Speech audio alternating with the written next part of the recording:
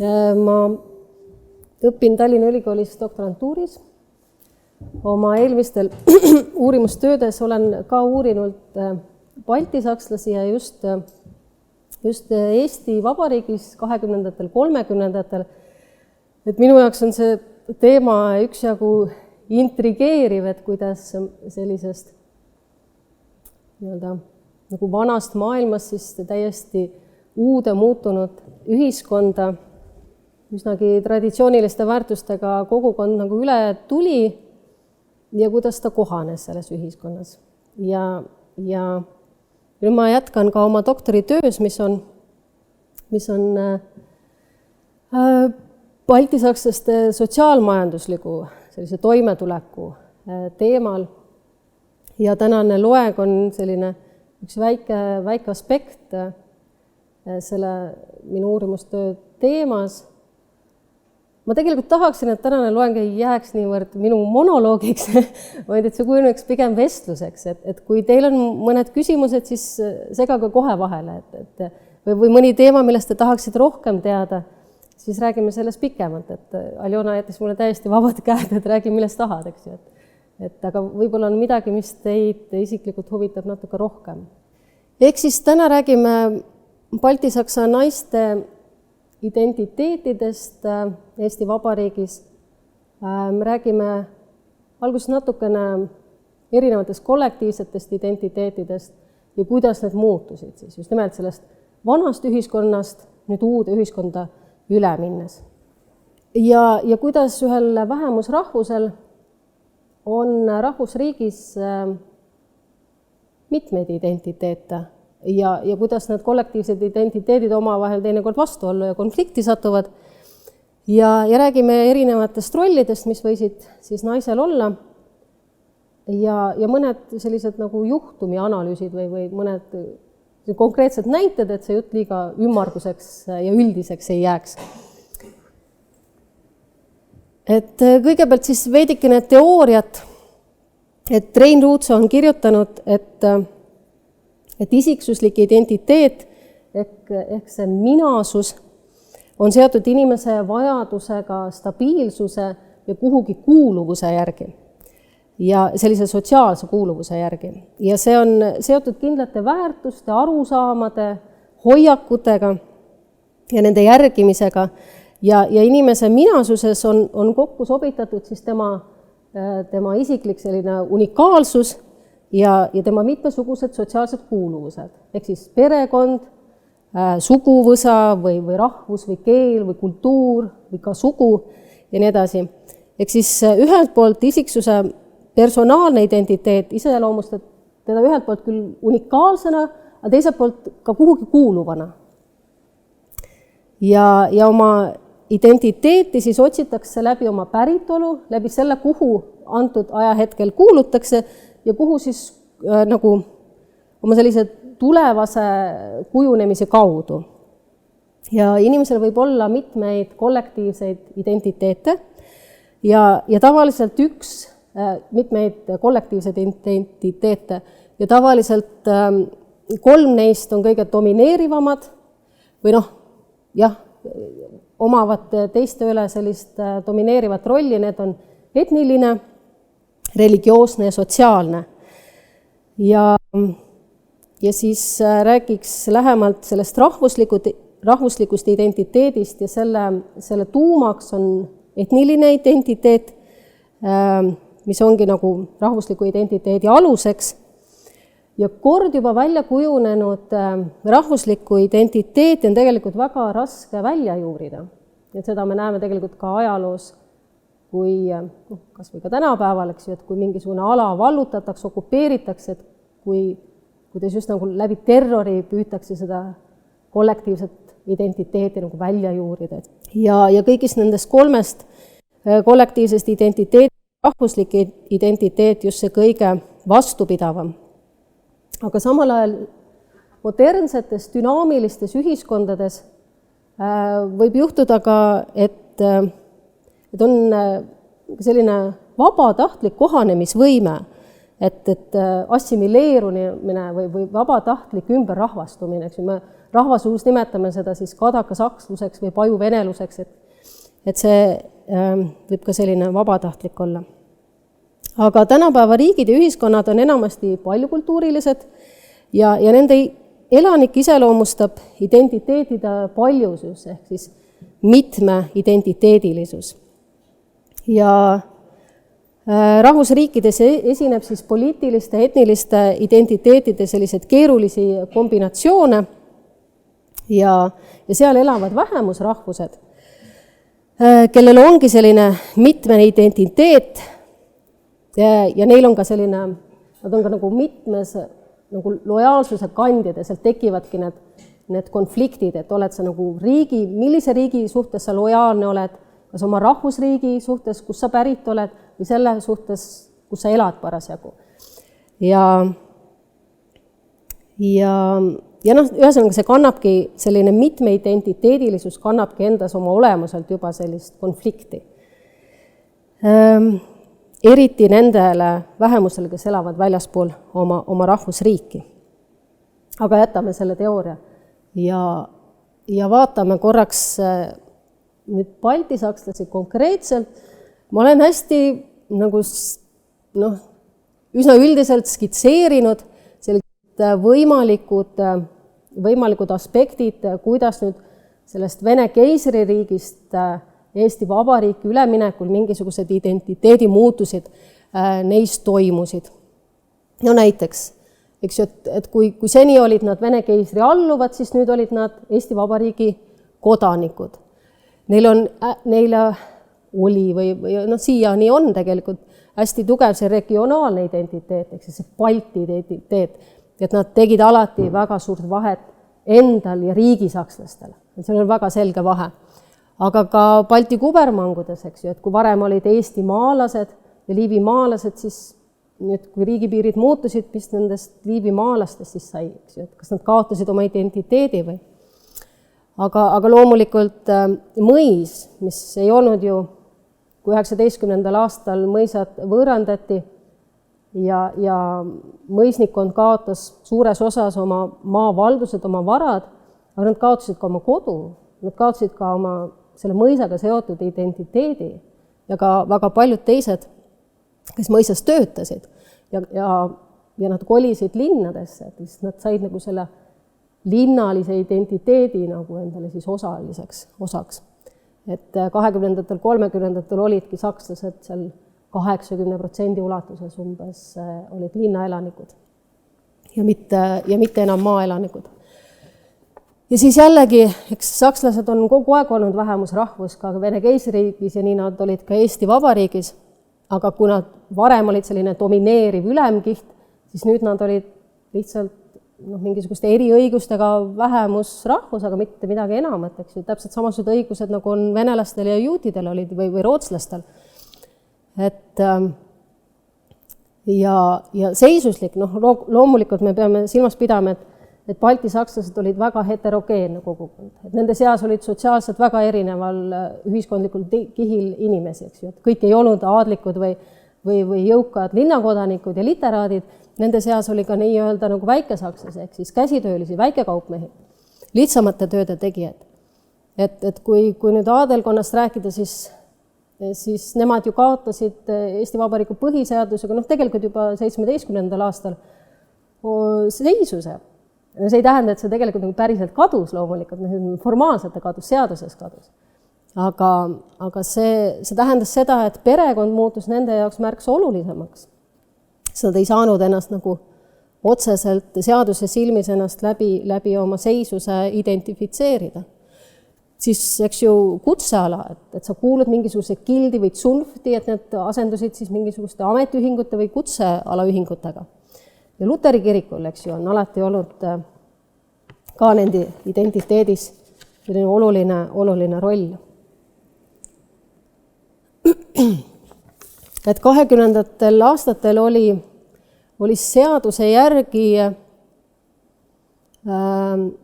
inimese vaba valik oma rahvust määrata. Ta ei pidanud seda kellelegi kuidagi dokumentaalselt tõestama, et olen 3-4 põlve eestlane või sakslane. Ta või selle ise määrata nii, nagu ta soovib. Ja siin me näemegi sellist mõnes mõttes kurioossed, aga teisalt tõenäoliselt üsna tavalist juhtumid. Me näeme siin ühte isikutunnistust 20. aastate algusest, kus Unger Stenberg, seda nime juba öeldes, kõik saavad aru, et see on baltisaksa suguvõsa, eks ju, aga määratleb ennast rahvuselt venelaseks ja kodakondsuselt siis Eesti, eks ju. Et jällegi me näemegi seal seda mitmikidentiteeti, et kust tal see nagu tuleb. Kust tal tuleb, jah. Et loomulikult selge on see, et baltisakslased töötasid ju Vene keisririigis ametnikena, sõjaväelastena. Küllap me näeme siis sellist näidet venestunud baltisakslasest. Et juba vaatame siin, isa nimi on Anton, eks ju, ja ta ise on Tamara Juliat. Et tõenäoliselt on nagu viide sellele. Aga see tundub olevat väga tavaline. Nii, aga natukene sakslaste statistilisest seisust või demograafilisest olukorrast, et mõistmaks nende olukorra keerukust või problemaatilisust. Et me näeme siin vasakul pool, kuidas 19. sajandi lõpus kuni 30. keskpaigani nende osakaal rahvastikust kogu aeg langes. Ja see langus ei saanud alguse sugugi mitte nagu alles 20-ndatel, et me otsime nagu süüdlast ainult sõjas ja revolutsioonides ja välja rändes, vaid me leiame, et see juba 19. sajandil toimus selline suur kahanemine. Ehk siis nad muutusid ikka väga marginaalseks. 1,7% langes veel 1,5% peale rahvastikust. Et näiteks venelastel seal teine tulp eestlaste kõrval, et nad olid 1881 olid isegi väiksem vähemusrahvus kui sakslased, aga 20-30-ndatel pea 8 korda suurem. Et nende arvukus jällegi nagu kogu aeg suurenes. Aga see ei olnud nagu ainuke nagu murepunkt, et neid nii vähe oli, vaid et ka demograafiline olukord oli nagu me näeme siin, üks väljavõte nende enda kultuuromavalitsuse sellisest statistika analüüsist, et naiste ja meeste osakaalu võrdlus, et hästi hele on vaadata, aga 1000 mehe kohta, kui palju oli naisi linnas ja maal ja üldse kokku, siis me näeme ikka väga suurt erinevust. Et ühelt poolt muidugi sõjad, revolutsioonid, aga teisalt mehed ongi oma olemused mobiilsemad ja kui siin koha peal tööd ei ole, ei näe oma tulevikku mingeid väljavaateid, siis ta rändabki välja, rändab juba 19. sajandil, rändab mujale Vene keisriiki või rändab Saksamaale või Lääne-Euroopasse. Ehk siis naiste osakaal oli sakslaste seas väga suur. Ja me näeme ka seda, et väga palju oli vanemaealisi inimesi. Ehk siis lapsi oli võrreldamatult vähem, neid oli umbes 16% ja vanureid ligi 20%, mis tähendab, et tuleviku väljavaated olid ka üsna kesised. Ja keskmine eluiga oli 40 aastat, see on ikkagi väga kõrge, eks ju. Nii, aga siis edasi saksa naine, saksa ema.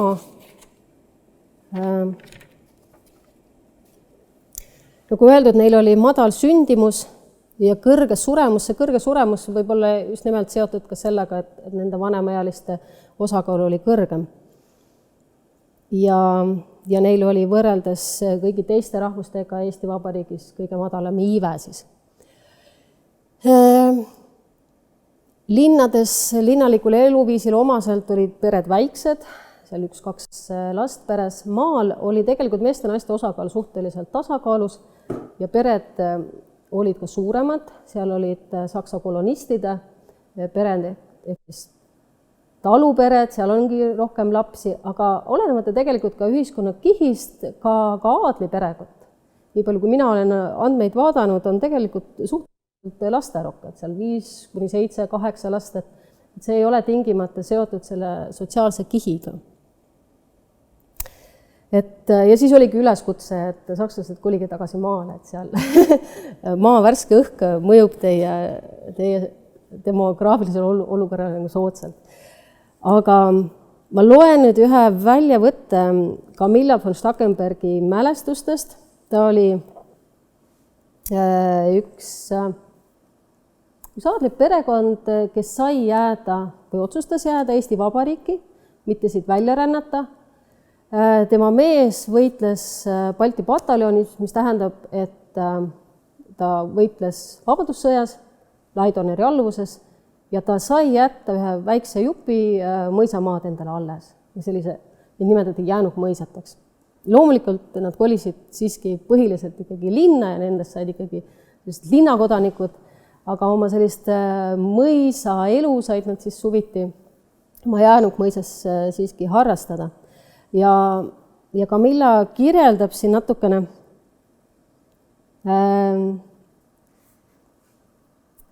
oma elu just nimelt ema ja abikaasana. Ja see on 20. alguses, kui nad olid just linna korterisse kolinud.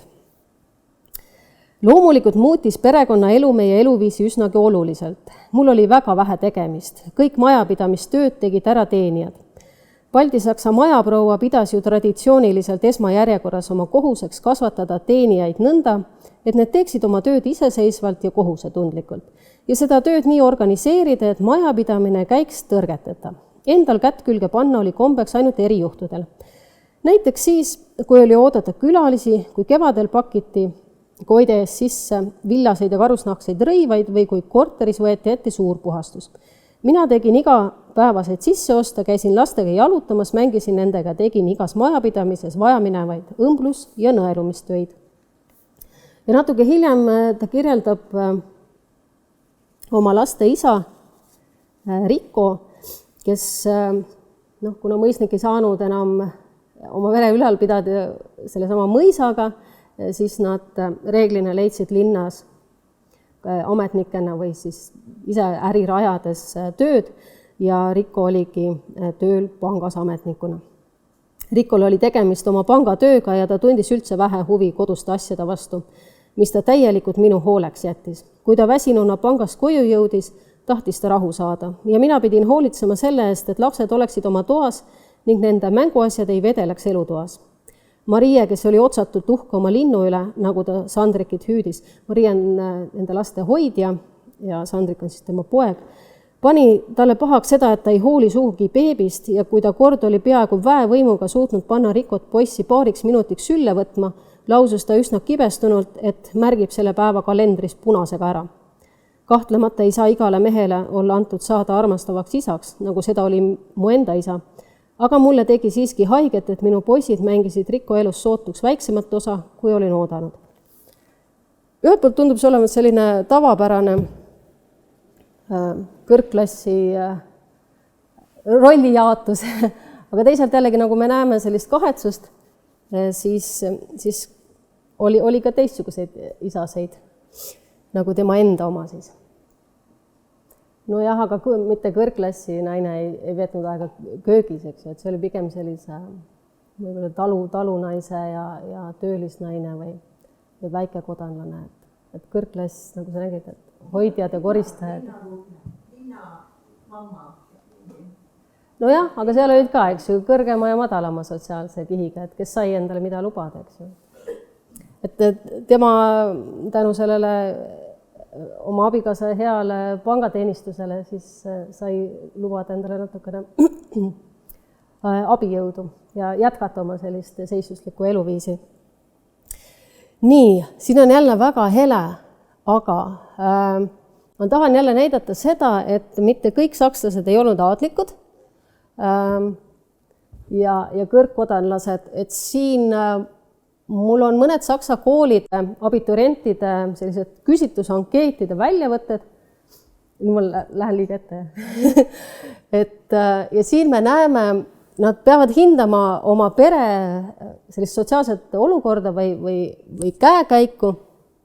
Siin üleval vasakul me näeme, et see noormees Karl elab oma vanemate juures, aga kummalgi vanemal elukutset ei ole, isa on veel rootslane, ema on sakslane, jälle näeme sellist segaperekonda. Ja näeme ka seda, et vanemad sõltuvad oma lastest. Allpool me näeme, et sellel poisil on veel 3 õde-venda täisealist. Ehk siis, kes keda üleval peab, eks ju. Siin selle all on jällegi elab vanemate juures. Isa on arhitekt, ema on õpetajanna, aga majanduslik olukord on neil keeruline, et ema peab pere üleval. Ehk siis ikkagi teatud ühiskonnagrupile olid need 20-ndad nii palju raske aeg, et ema oma õpetaja palgast pidi tegelikult seda sama, tal siis on 1, 2, 4, 5 last, kuigi ülejäänud on täisealised, pidi seda perekonda üleval pidama. Et siin nagu täiesti vastandik sellele, mida me just siit raamatust lugesime. Seal üleval paremal on vanematel jällegi ametit ei ole, isa ei ole ja majanduslik olukord on keeruline ja ema ongi andnud oma venna hooleks siis lapse kasvatada. Ja siin allpool näeme jälle, et ema on õpetajana, aga isa on surnud, aga majanduslik olukord on piisav, saab veel hakkama. Ehk siis naised võtsid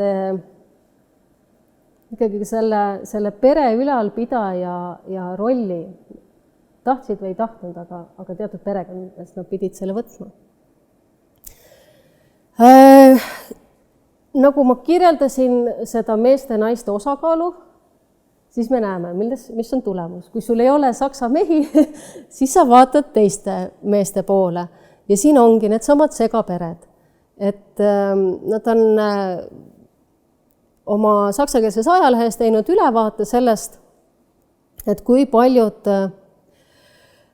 abielud üleüldse on puhas saksa abielud. Neid on ainult 63,2%, suhteliselt vähe, natukene üle poole. Mis tähendab, et kõik ülejäänud on segaabielud. Ja põhiliselt, kellega abielluti loomulikult eestlastega. Sellepärast, et Eesti oli tollal suhteliselt väga homogeenne, rahvuslikult homogeenne ühiskond. Seal oli 88% vist olid eestlased, kõik ülejäänud olid vähemusrahvused. Need Eesti ei ole tegelikult pärast seda, pärast 39. mitte kunagi nii homogeenne rahvuslikult olnud kui tollal, eks ju. Ja see on päris loogiline, et siis abielluti just nimelt eestlastega. Ja me näeme, et Eesti-Saksa perekondades, segaperekondades, et natukene sagedamini on naine sakslane ja mees eestlane või siis kui vastupidi. Ja siis saksa naised olid natuke altimad Eesti meestega abielluma. Ja jällegi väga konkreetne näide sellest. Siin on üks Saksa kultuuromavalitsus pidas sellist registrit oma liikmete kohta, nad maksid maksu seal ja siis nad täitsid andmed ja kui olid valimiste aeg, siis nad said lähtuvad sellele nimekirjale siis inimestele need hääletussedelid koju saata. Ja siin on üks ankeet ja mis näitab ka, eks ju, et see Gerda on Peterburist pärit ja abielus Boris Altmüüliga, mis hulgutes on kirjutatud, et ta on eestlane. Ja jällegi mõned näited siis töötavatest naistest. Üks allikas, mida ma olen kasutanud vaatamaks, milliseid töid saksa naised tegid, mida nad otsisid. Ja see üks on ajalehekuulutused, töökuulutused. Nii nagu tänapäeval ka tollal, eks ju, et viimaste lehekülgedel on töökuulutused ja keda me siis näeme seal põhiliselt. Et siin kõige vasakpoolne siis koduõpetajana noor neiu, kellel on kõrgem haridus, otsib tööd koduõpetajana, siis sealt edasi, eks ju, tõenäoliselt lapsehoidja, otsitakse selliste tagasihoidlike nõudmistega lapsehoidjat endale. Siin allpool jälle üks abistaja, pigem ainult suveks ja vanemaealist 6 lapsele. Üleval otsitakse noort daami kontoritööd tegema, kes oskaks 3 kohalikku keelt. 3 kohalikku keelt olid? See olid Eestis. Kuidas? Just. Ja oli tähtis ka oma foto saata loomulikult, et kui juba noor daam kontoris tööl, siis olgu siis juba ilus. Ja seal allpool jälle otsib üks saksakeelne kokk endale oma talendile, oskustele tööd. Ja see tegelikult on üsna tüüpiline, kui ka teisi ajalooallikaid vaadates, et haridus, õpetajad, lapsehoidjad, lapseaednikud, see oli nagu see sfäär, mis oli naistele nagu lubatud, väga selline traditsiooniline. Edasi kontoris, et müüjannad või sekretärid, igasugused kontoritööd, see oli, aga reeglina töötasid seal vallalised, noored, ilusad naised. Aga siin me näeme ka seda, et on vaja osata 3 kohalikku keelt, mis tähendab, et võib-olla aadlipreilid, kes olid koduses kasvatuses, olid võib-olla prantsuse ja inglise keel nagu tähtsamal kohal kui eesti keel ja võib-olla isegi vene keelt neile ei õpetatud, võisid tööturul päris hätta jääda, eks ju. Et igasugused abistajatööd, ka haigla, eks ju, et õed, Punane Rist andis juba ju maailmasõja ajal võimaluse naistel ennast teostada, eks ju, õdedena, hooldajatena, sanitaridena. Et need on need valdkonnad, kus naised ennast 20. 30. peamiselt teostasid. Loomulikult on näited ka nagu kõrgema haridusega naistest, aga pigem on seda nagu vähe, et see on nagu selline üldine statistika. Nii, ja siin jällegi ma tulen tagasi selle sama rahvusregistri juurde, et näidata nüüd mõningaid näiteid nende ankeetide põhjal, et siin vasakpoolne lauda on müüjanna, aga tal on ka üks poeg. Me muidugi ei tea täpselt, kas ta kõigepealt oli müüja ja siis sai ankeet ära täidetud ja siis hiljem lisati talle see poeg, sest reeglina juhtus niimoodi, et kui naine emaks sai, siis ta ikkagi loobus oma töökohast ja jäi hausfrauks, eks ju, koduseks emaks. Et siin me ei näe, aga võib ka juhtuda, et tal oli laps lasteaias, sest saksa lasteaedu oli juba tollal rajatud ja oli nii ema kui töötav ema ühesõnaga. Seal keskel me näeme ikka seda sama hausfraud ehk siis kodu, majaperenaist, 2 lapse ema ja paremal pool panga ametnikku, kes on leedi, eks ju, vallaline, jällegi hästi tüüpiline. Et nii kaua, kuni sa oled vallaline, abielus ei ole, siis võid sa kontoris töötada, kui emaks said, siis reeglina pidid sa loobuma oma teenistusest. See oli video tegelikult. Aga olgu, jätame ta siis praegu vahele. Ühesõnaga, Krista Kodres räägib natukene Klara Zeidlerist, kes oli baltisaksa naiskunstnik. Tal on selline kirev elu, kosmopoliit nii oma isiksuselt kui karjääri poolest kunstnikuna, kodanluse päritolu. Aga olgu, jätame Kodrese vahele ja vaatame siit siis edasi. Et Klara Zeidler oli sündinud Viiburis Venemaal. Tema isa oli pärit Saksamaalt, tema Krimmist Venemaalt. Jah, Krimmist. Mis tähendab, et juba tema vanemad olid siit ja sealt pärit, eks ju, et tal oli juba nagu omane selline mitme koha päritolu.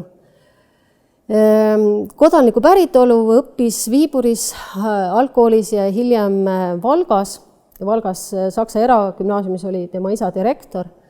ja nii nagu väga paljud tollased ka Eesti kunstnikud läksid õppima Peterburi Stiglitzi nimelisse kunsttööstuskooli.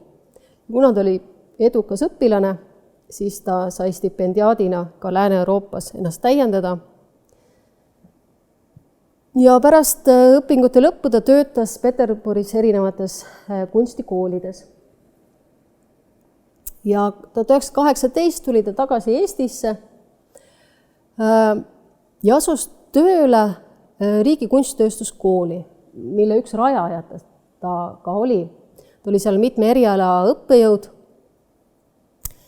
Lisaks oli ta väga aktiivne Eesti kunstielus, nii ühisnäitustel osales kui välismaal Eesti kunstinäitustel.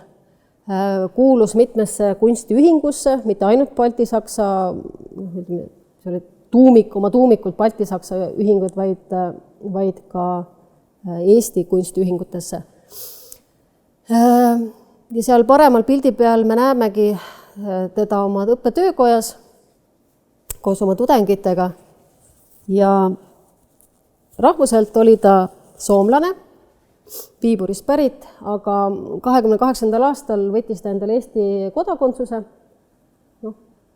Me ei tea täpselt, mis põhjusel, oli see nüüd pragmaatiline põhjus, et ei peaks kogu aeg elamisluba pikendama või oli see kindel veendumus, et kui ma siin juba seda Eesti kunstielu nagu arendan ja sellega seotud olen, siis oleks ju loogiline, et ma olen ka Eesti kodanik. Me seda täpselt tema ajendit ei tea siin taga. Ja siin nendel piltidel minu arvates on väga hea näha tema sellist keskset olulist rolli selles samas koolis. Et paremal pildi peal on ta ühe lõpetajate ja õpetajate pildi peal seal keskel ja ta on ka teistel samalaadsetel alati seal kuidagi esireas keskel, et see, ma arvan, et see sümboliseeribki tema keskset rolli. Ja vasaku pildi peal siis oma kolleegidega näituse avamisel ja need on Voldemar Päts näiteks ja Roman Nüüman ja teised Eesti kunstnikud, kellel oli nii selle kooli elus väga tähtis roll, nad olid, kas Päts oli selle kunstikooli direktor näiteks. Ehk siis me näeme jällegi selle Clara Zeidleri nagu olulisust Eesti kunstielus. 1940 lahkus ta Eestist, kõigepealt läks ta Soome, sealt Saksamaale ja lõpuks Rootsi, kus ta ka suri, aga 40. aastal tuli ta veel korraks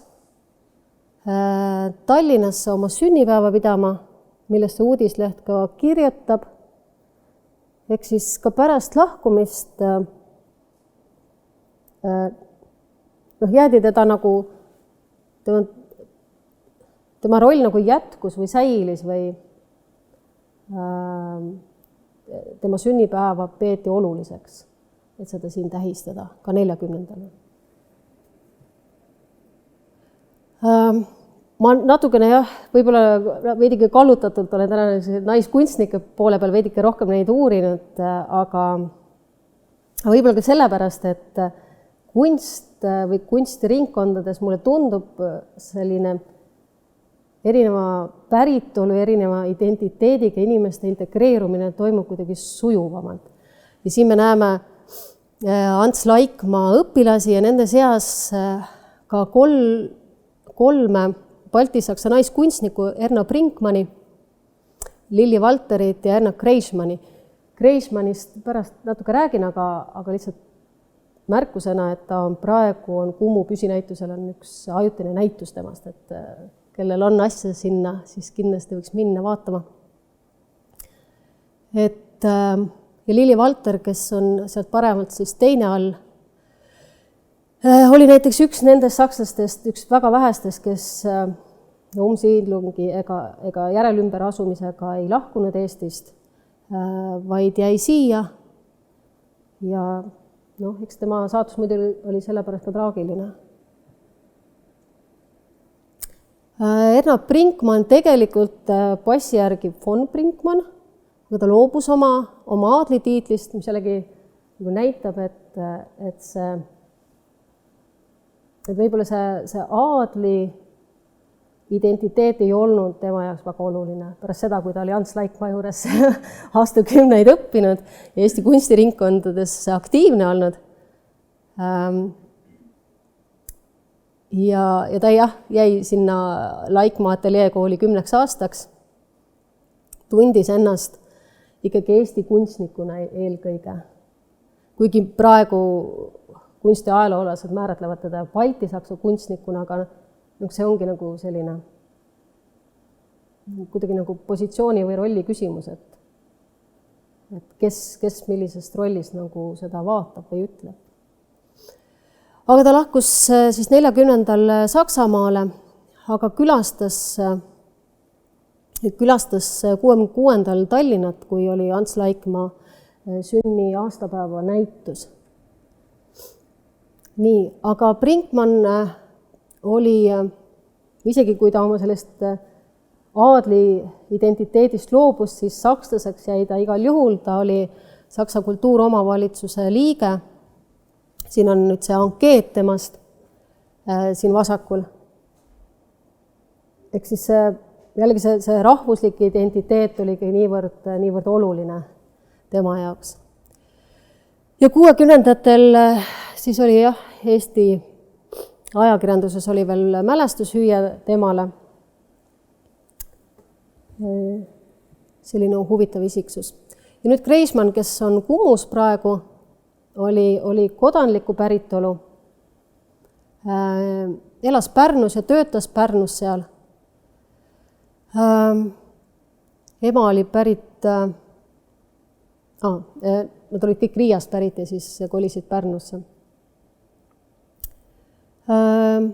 Õppis alguses baltisaksa kunstnike juures, hiljem kolis Tallinnasse Ants Laikmaa juurde, õppis seal. Jällegi, et võib-olla Brinkmannile võib-olla vastandudes, aga siiski mingisuguse üldistuse võib teha, et sellised kodanliku päritolu inimestel oli jällegi kuidagi nagu lihtsam integreeruda Eesti ühiskonda, ei elanud nii sellises suletud nagu mullis. Aga nüüd üks mittekunstnik. Et üks natuke teistsuguse taustaga baltisakslane, kes tegelikult ennast ise eestlaseks pidas.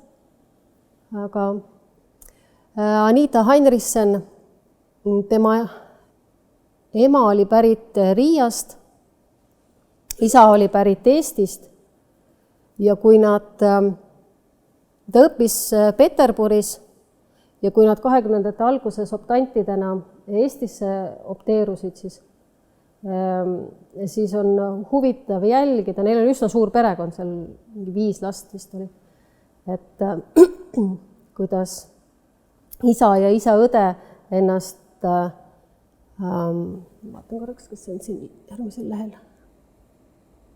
Jah, et isikutunnistusel ennast rahvusena eestlasteks määratlesid, aga ema, kes oli siis Riia sakslane ja veel paar õde, ennast määratlesid sakslastena, eks, et osa perekonda oli nagu ühe identiteediga ja osa perekonda teisega.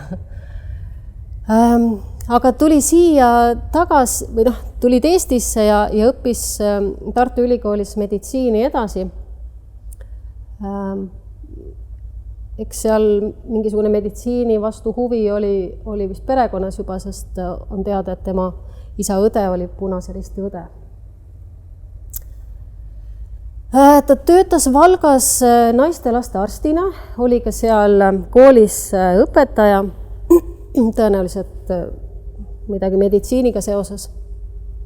Aga ta oli ka emade ja laste nõuandla juhataja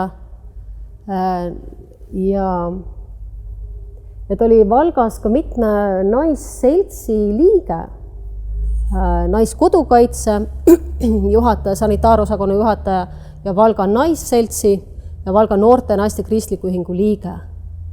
Ehk siis selline emantsipeerunud noor naine. Hiljem ta kolis Keilasse ja avas seal oma erapraksise ja töötas ka kutsekoolis. Mulle tundub, et ta rääkis väga hästi eesti keelt. Et sellega vähemalt dokumentides on näha, et ta ei ole sellega probleemi. Isa, kui ta opteerumisdokumente täitis, siis natukene nagu sai eesti keelega hakkama, kui üldse kirjutas vene keeles. Ehk siis ta oli suhteliselt, kuna isa oli tal Vene keisriigi nagu ametnik, riigiametnik, siis nad liikusid, pere liikus mööda keisriiki ringi erinevates kohtades, oma töö pärast siis liikus ringi. Et ju ta siis oli üsna selline venestunud eestlane. Aga ma tean, et tema ema rääkis saksa keelt, nii et kodus nad võisid ikkagi saksa keelt rääkida. Et seal 3 kohalikku keelt. Aga kuna tal oli ikkagi arst, siis ma kujutan ette, et seal Valgas tal ainult saksa keelega ei oleks ta, või ainult vene keelega ei oleks ikkagi hakkama saanud. Aga hea küsimus, jah, mis keeles nad siis rääkisid. Aga huvitav tema juhul on see, et mitte lihtsalt ei pidanud ta ennast selline segapäritolu inimene, nagu ta oli ennast rahvuselt eestlasega, vaid ta lausa ka muutis oma nime eestipäraseks. Ja seda 1940. aastal ta muutis end Heinlooks. Eks me võime muidugi arvata, mis selle põhjus oli. Et ta ei teinud seda selle Pätsi nimevahetamise käigus. Võiks ju siis arvata, et ta oli eriti rahvuslik. Vaid ta tegi seda 40. Võib-olla sel ajal, kui sakslaste olukord Eestis läks nii palju keeruliseks, et ei olnud enam kasulik saksapärase nimega väga ringi käia, see võis olla selline pragmaatiline põhjus olla. Ja mis on tema puhul veel huvitav, on see, et on teada üks väliseesti ajaleht, siit on jälle kehv näha, aga et osad inimesed, kes olid sõja käigus, sõja ajal lahkunud Eestist, et siis Nõukogude võim kutsus neid tagasi ja Anita oli üks neist, kes tagasi läks. Ja siin on siis näha, et brošüüris öeldakse ka, et Nõukogude Eestis töötavad 41 repartreerunud arsti, aga nimetatakse ikka jälle neid samu paari varem kuuldud nime, Voog, Kongo, Anita Heinloo. Et ta oli üks nendest arstidest, kes tagasi Nõukogude Eestisse läks. Mis põhjustel? Et kas oma perekonna pärast või oli tal nende või oli tal, ma ei tea, natsivõimudega omad suhted, miks ta ei tahtnud Saksamaale minna, oleks ju võinud siis kuhugi mujale minna. Aga Eesti kodakondsusega, jah, miks mitte Rootsi või Soome siis minna. Igal juhul tema tuli tagasi. Aga me nägime ka selle ühe Eesti Balti-Saksa naiskunstniku puhul, et ta jäigi siia, eks ju, et kuigi oli ju kõigile teada, et nende elu ei saa siin lihtne olema ja lõpetaski oma elu Siberis. Jah, aga see ongi põhiliselt praegu minu poolt kõik, et ma väga ootan teie kommentaare, küsimused.